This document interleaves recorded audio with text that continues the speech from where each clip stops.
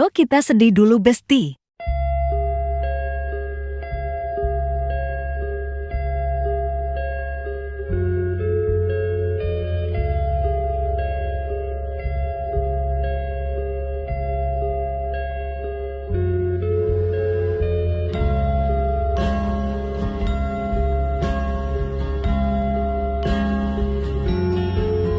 Udah cukup? Ayo kita lanjut nugas lagi.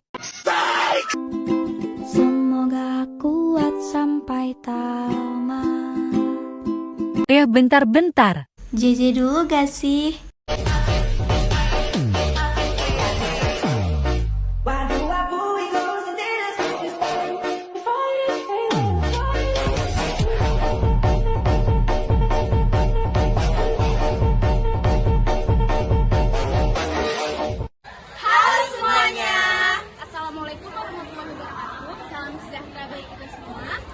Salah. Halo semuanya. Assalamualaikum warahmatullahi wabarakatuh. Salam sejahtera bagi kita semua. Kami dari kelompok B.J. Habibie. Di sini kami akan membahas tentang sistem dan struktur politik ekonomi Indonesia pada masa Orde Baru tahun 1966 sampai 1900. Ya Allah, aku pasrahkan diriku sepenuhnya pada saat ini kepada penguasa langit dan bumi. Kalau aku ikhlas, ya Allah. Aku ikhlas. Halo semuanya.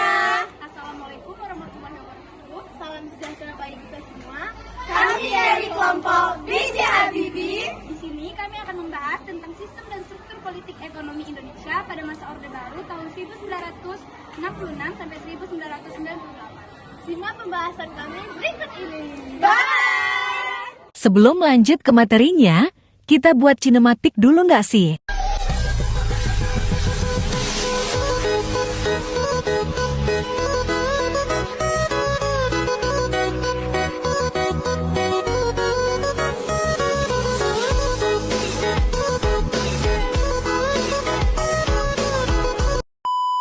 Ayo kita simak materi tentang sistem dan struktur politik ekonomi Indonesia masa Orde Baru. Halo semuanya, perkenalkan nama saya Aprilia Christine. Di sini saya akan membahas tentang masa-masa transisi pada tahun 1966 sampai tahun 1967 mengenai aksi-aksi Tritura. Simak pembahasan berikut ini. 1.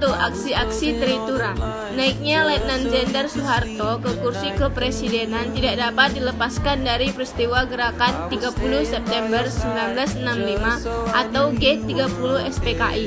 Ini merupakan peristiwa yang menjadi titik awal berakhirnya kekuatan Presiden Soekarno dan hilangnya kekuatan politik PKI dari percaturan politik Indonesia. Berikut ini adalah beberapa gambar suasana pada saat aksi Tritura. Kita akan melanjutkan yang kedua, yaitu tentang surat perintah 11 Maret. Simak pembahasan berikut ini. 2. Surat perintah 11 Maret untuk mengatasi krisis politik yang memuncak pada tanggal 11 Maret 1966. Soekarno mengadakan sidang kabinet. Sidang ini ternyata diboikot oleh para demonstran yang tetap menuntut Presiden Soekarno agar membubarkan PKI dengan melakukan pengumpulan dan ban-ban mobil pada jalan-jalan yang menuju ke istana. Berikut ini adalah gambar 3 jenderal yang membawa surat perintah 11 Maret. Dan ini adalah sidang MPRS ketika memutuskan Super Semar menjadi ketetapan. Sekian pembahasan materi dari saya dan akan dilanjutkan oleh teman saya. Terima kasih. Bye. Assalamualaikum warahmatullahi wabarakatuh. Kenalkan, nama saya Neva Nasika. Di sini saya akan melanjutkan materi tentang dualisme kepemimpinan nasional. Baiklah, mari simak materi berikut ini. 3. Dualisme kepemimpinan nasional. Memasuki tahun 1966, terlihat gejala krisis kepemimpinan nasional yang mengarah pada dualisme kepemimpinan. Di satu pihak Presiden Soekarno masih menjabat presiden, namun pamornya telah kian merosot. Soekarno dianggap tidak aspiratif terhadap tuntutan masyarakat yang mendesak agar PKI dibubarkan. Hal ini ditambah lagi dengan ditolaknya pidato pertanggungjawabannya hingga 2 kali oleh MPRS. Sementara itu, Soeharto setelah mendapat surat perintah 11 Maret dari Presiden Soekarno dan sehari sesudahnya membubarkan PKI, namanya semakin populer. Dalam pemerintahan yang masih dipimpin oleh Soekarno, Soeharto sebagai pengemban super smart diberi mandat oleh MPRS untuk membentuk kabinet yang diberi nama Kabinet Ampera.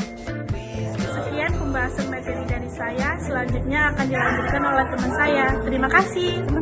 Assalamualaikum warahmatullahi wabarakatuh. Nama saya Reza. Saya ingin melanjutkan materi tentang B. Stabilisasi politik dan rehabilitasi ekonomi. 1. Stabilisasi politik dan keamanan sebagai dasar pembangunan. Simak pembahasan berikut ini. B. Stabilisasi politik dan rehabilitasi ekonomi. Terbentuknya stabilisasi politik dan rehabilitasi ekonomi. Terbentuknya pemerintahan Orde Baru yang diawali dengan keputusan Sidang Istimewa MPRS tanggal 12 Maret 1967 yang menetapkan Jenderal Soeharto sebagai penjabat presiden.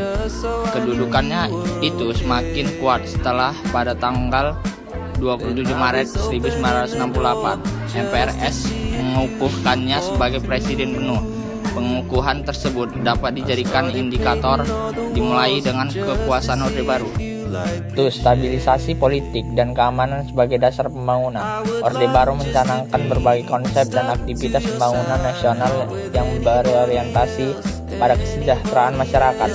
Langkah pertama melaksanakan pembangunan nasional tersebut adalah dengan membentuk Kabinet Pembangunan 1 pada 6 Juni 1968. Program Kabinet Pembangunan 1 dikenal dengan sebutan Pancakrida Kabinet Pembangunan yang berisi 1.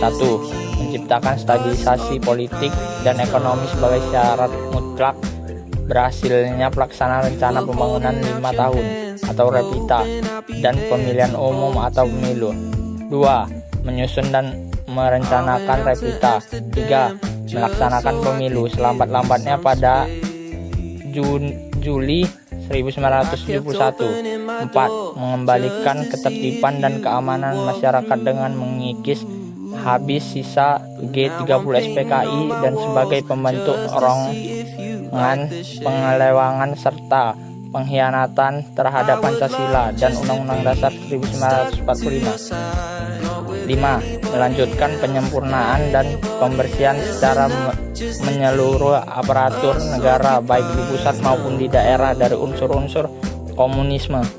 Sekian pembahasan materi ini dan akan dilanjutkan oleh teman saya. Assalamualaikum warahmatullahi wabarakatuh. Perkenalkan, nama saya Nika Kristin. Saya di sini akan menjelaskan tentang 2. Stabilisasi penyeragaman.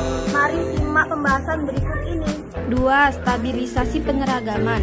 Depolitisasi parpol dan ormas juga dilakukan oleh pemerintahan Orde Baru melalui cara penyeragaman ideologis melalui ideologis Pancasila. Dengan alasan Pancasila telah menjadi konsensus nasional, keseragaman dalam pemahaman Pancasila perlu disosialisasikan. Gagasan ini disampaikan oleh Presiden Soeharto pada acara Hari Ulang Tahun ke-25 Universitas Gadjah Mada di Yogyakarta, 19 Desember 1974. Nah, kita akan lanjutkan materi yang ketiga, penerapan dui fungsi ABRI. Mari simak lagi pembahasan materi berikut. 3. Penerapan dui fungsi ABRI. Konsep dui fungsi ABRI sendiri dipahami sebagai jiwa tekad dan semangat pengabdi ABRI untuk bersama-sama dengan kekuatan perjuangan lainnya memikul tugas dan tanggung jawab perjuangan bangsa Indonesia, baik di bidang hankam negara maupun di bidang kesejahteraan bangsa dalam rangka penciptaan tujuan nasional berdasarkan Pancasila dan Undang-Undang 1945.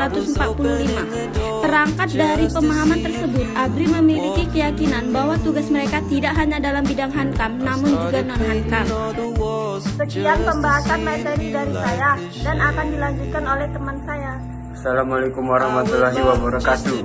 Nama saya Ena Marianta. Saya akan melanjutkan materi tentang 4. Rehabilitas ekonomi Orde Baru. Mari kita simak penjelasan materi berikut. 4. Rehabilitasi ekonomi Orde Baru.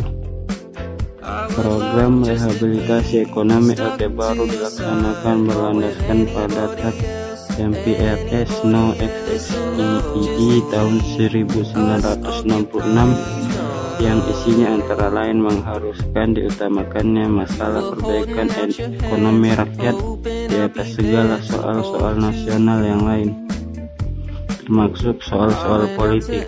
Konsekuensinya, kebijakan politik dalam dan luar negeri pemerintah harus demikian rupa hingga benar-benar membantu perbaikan ekonomi rakyat.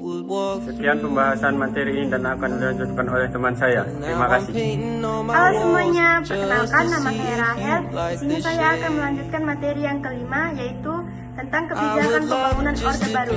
Mari kita simak penjelasannya dalam video berikut ini. 5. Kebijakan pembangunan Orde Baru.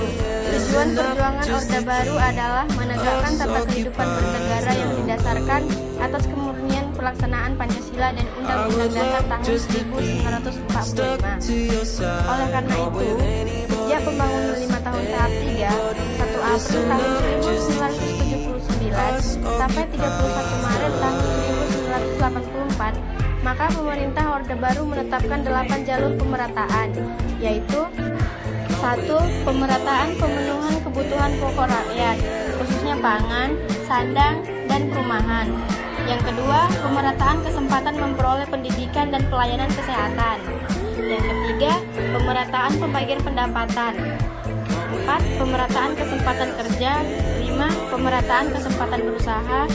6. Pemerataan kesempatan berpartisipasi dalam pembangunan, khususnya bagi generasi muda dan kaum wanita.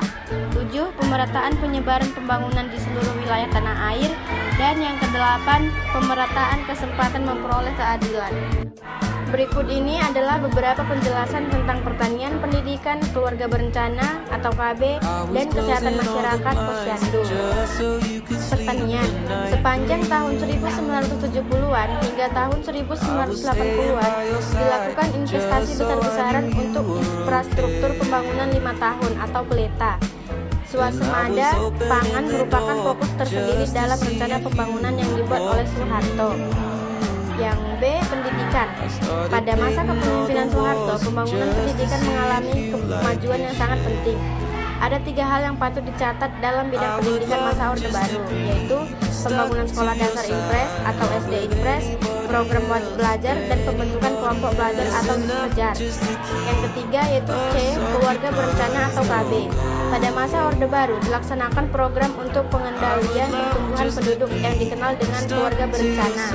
Pada tahun 1967, pertumbuhan penduduk Indonesia mencapai 2,6% dan pada tahun 1996 telah menurun drastis menjadi 1,6%. Dan yang keempat yaitu D, kesehatan masyarakat Posyandu. Perkembangan pusat kesehatan masyarakat atau puskesmas bermula dari konsep Bandung Plan diperkenalkan oleh Dr. Y. Leimena dan Dr. Patah pada tahun 1951. Bandung Plan merupakan suatu konsep pelayanan yang menggabungkan antara pelayanan kuratif dan preventif. Sekian pembahasan dari saya dan akan dilanjutkan oleh teman saya. Terima kasih.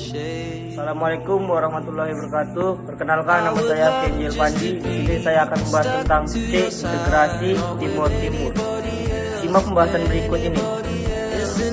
C, integrasi Timur-Timur. Integrasi Timur-Timur ke dalam wilayah Indonesia tidak terlepas dari situasi politik internasional saat itu, yaitu Perang Dingin, di mana konstelasi geopolitik kawasan Asia Tenggara saat itu terjadi perebutan pengaruh 2 blok yang sedang bersaing, yaitu blok Barat Amerika Serikat dan blok Timur Uni Soviet. Sekian pembahasan materi ini dan akan dilanjutkan oleh teman saya. Terima kasih. Assalamualaikum warahmatullahi wabarakatuh. Perkenalkan, nama saya Sarika Melani. Di sini saya akan membahas materi yang terakhir dari bab ini, yaitu D, dampak kebijakan politik dan ekonomi pada masa Orde Baru. Mari simak penjelasan materi berikutnya. D. Dampak kebijakan politik dan ekonomi masa Orde Baru. Pendekatan keamanan yang diterapkan oleh pemerintah Orde Baru dalam menegakkan stabilisasi nasional secara umum memang berhasil menciptakan suasana aman bagi masyarakat Indonesia. Pembangunan ekonomi pun berjalan baik dengan pertumbuhan ekonomi yang tinggi karena setiap program pembangunan pemerintah terencana dengan baik dan hasilnya dapat terlihat secara konkret. Sekian pembahasan materi dari bab ini. Terima kasih. Sekian pembahasan materi dari kelompok kami.